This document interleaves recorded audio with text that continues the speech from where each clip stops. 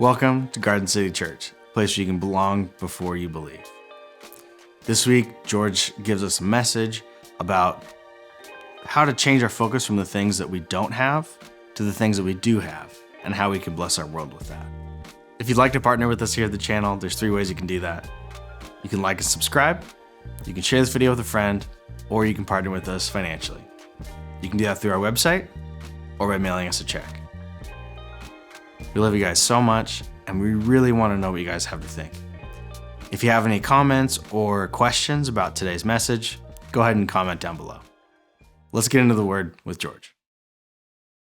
How can I live a life of abundance where I'm giving and receiving in a way that's life-giving to the world rather than living from a place of scarcity? You know, we began our summer with a series called Ways We Say I Love You. And our vision for that series was that during this whole summer season, we would increase the volume of our love as a church. That we would, each of us in our lives, be loved right where we live. You know, where we work, where we live, and where we play, maybe where we vacation. You know, people see God through the church more beautifully when we more beautifully love the world that we live in. Today, we want to close our summer with some teaching from Jesus on how to love our community and how to approach our life from a place of abundance and generosity, both giving and receiving. And we want to encourage you to also have a time of reflection on ways that maybe we have said, I love you, to the people in our lives this last summer. So let's jump into our teaching.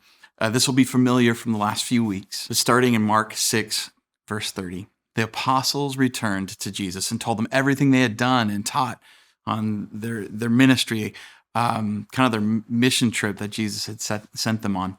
In verse 31, many people were coming and going, and so there was no time to eat. And he said to the apostles, come by yourselves to a secluded place and rest for a while.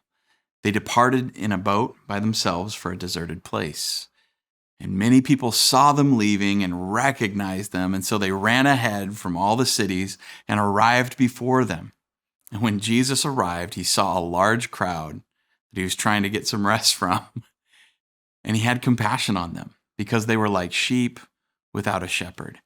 And then he began to teach them many things. Late in the day, his disciples came to him and said, this is an isolated place, and it's already late in the day. Send them away so that they can go to the surrounding countryside and the villages and buy something to eat for themselves. But Jesus replied, you give them something to eat. They said to him, should we go off and buy bread worth almost 8 months and give it to them to eat? Is that very practical? He said to them, well, how much bread do you have? Take a look. After checking, they said 5 loaves of bread and 2 fish.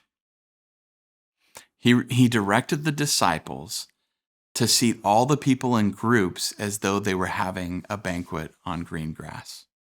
Isn't that interesting? So he doesn't listen to disciples and send them away. He gathers them, circles them into communities. So they sat down in groups of hundreds and 50s on the green grass, and he took the 5 loaves and the 2 fish and looked up to heaven and blessed them, broke the loaves into pieces, and gave them to his disciples to set before the people. He also divided 2 fish among them, and everyone ate until they were full. And they filled 12 baskets with the leftover pieces of bread and fish. About 5,000 had eaten. Wow, this is amazing. This is amazing. You see this journey from being in a deserted, like desert place to a place of green pasture, like this imagery, this journey of like a shepherd taking care of his sheep, moving from a desert place with no food where the sheep are hungry to these green pastures where there's food. And by the end of this story, they go from being hungry to being filled. The disciples go from having this idea of, hey, we don't have enough, to having more than enough. This is an incredible story. And I think this has something so powerful to teach us about how to love from a place on what we have and seeing with eyes of abundance rather than eyes of scarcity. And I want you to notice something. Before the disciples opened their hearts to circle people up into communities of belonging, because they were like sheep without a shepherd, and before they opened their hands to give and receive the bread from Jesus, and before they saw the bread multiply and overflow and satisfy the people, Jesus asked them to open their eyes to go and see what they have. In fact, it said this in that story. Should the disciples say, should we go off and buy bread worth almost 8 months' pay and give it to them? Like, just go buy it? And even if we wanted to, that's not practical. And Jesus said to them, how much bread do you have? Go take a look. Don't focus on what you don't have. Go look at what you do have. In the face of like overwhelming need and an overwhelming problem, our tendency is just to stay focused on the problem and our lack of ability, our scarcity. And Jesus, in the face of the need, says, go and see what you have. Looking at what we already have. Abundance in community starts with learning to go and see, to take a new look at what we already have. And then from there, share it with the blessing of Jesus and see what happens. I love this quote from Parker Palmer. He said, the first step in any action that assumes abundance and wants to amplify it is to perceive and receive those resources already present to us in the abundance of life itself. Jesus helps us to see the grace already given before we receive the multiplication of the grace yet to be given. Now let's look at a moment that you might remember from earlier this summer. You might remember from maybe reading the Bible yourself. But this is a moment where the disciples practice what they learned from the loaves and the fish, the feeding of the 5,000, later in their ministry. This is when they're doing ministry and Jesus isn't there anymore. Jesus is resurrected and he's gone to be with his heavenly Father. And now the disciples are learning to be the church and follow the Spirit of Jesus in the world around them. This is from the book of Acts. It says, Peter and John were going up to the temple at 3:00 in the afternoon. Established prayer time. Meanwhile, a man crippled since birth was being carried in, and every day people would place him at the temple gate, known as the Beautiful Gate, so he could ask for money from those entering the temple. This was a form of taking care of those who are broken and who are marginalized in society. And when he saw Peter and John about to enter, he began to ask them for a gift. This is how people in his position survived. He asked for a gift. Peter and John stared at him, and Peter said, look at us. And so the man gazed at them, expecting to receive something from them. And Peter said, I don't have any money, but I will give you what I do have. In the name of Jesus Christ, the Nazarene, rise up and walk. And then he grasped the man's right hand and raised him up. And at once his feet and ankles became strong. And jumping up, he began to walk around. And he entered the temple with them, walking and leaping and praising God. And all the people saw him walking and praising God. They knew who this person was. They knew his situation and his disability. And they recognized, in verse 10, they recognized him as the same one who used to sit at the temple's beautiful gate asking for money. And they were filled with amazement and surprised at what had happened to him. Now, I don't know about you, but I don't have the gift of just saying, well, I'm gonna heal you now. I think this is an extraordinary moment. But what I want to hone in is, I think, a lesson that is deeply connected to the lesson we learned from the fish and the loaves.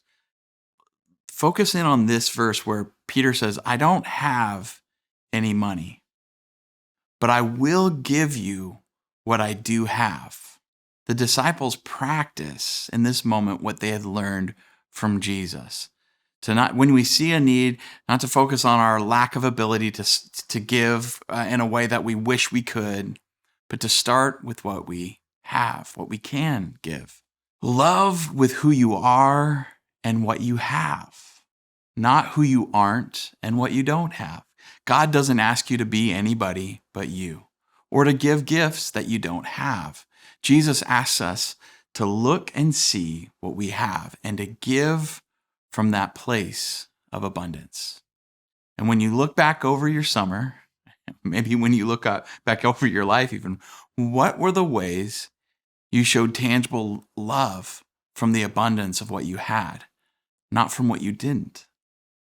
What stories of tangible love throughout this summer were you a part of? I think sometimes love is simpler than we like to make it. So let's keep it simple.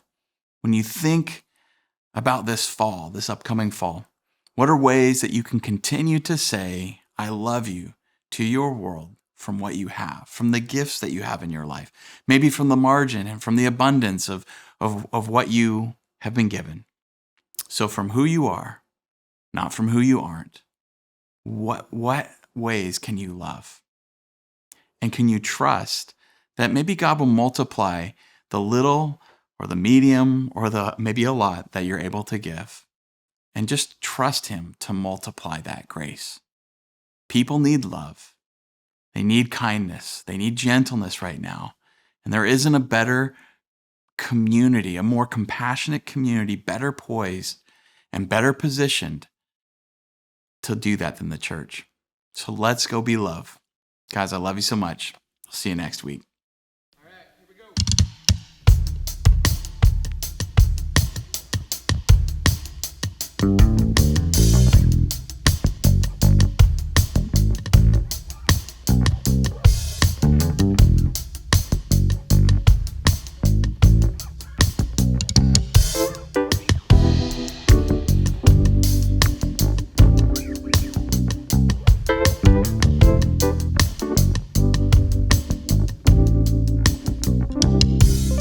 The Spirit of the Lord is upon me. I'm anointed to bring hope. The promise fulfilled in a moment. We're still watching it unfold. There's good news for the captive, a proclamation for every soul. This liberty is for the broken, an invitation to be made whole. Listen for the free man singing, He's delivered me. Look out for the woman shouting, His garments made me clean. Listen up for the seasons changing, He's rebuilding everything. Listen for the people shouting, this is Jubilee.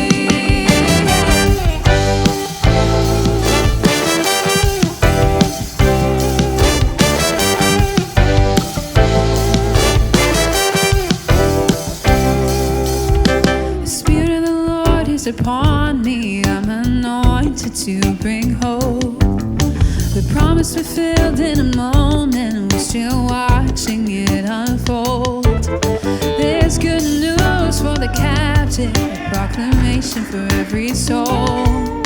This liberty's for the broken, an invitation to be made whole. Listen for the free man singing, He's delivered me. His garments made me clean. Listen up for the seasons changing, He's rebuilding everything. Listen for the people shouting, this is Jubilee.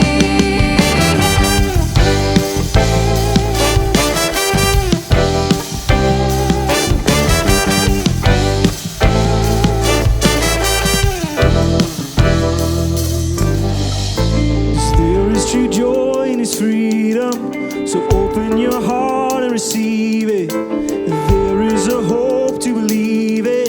Jesus, Jesus.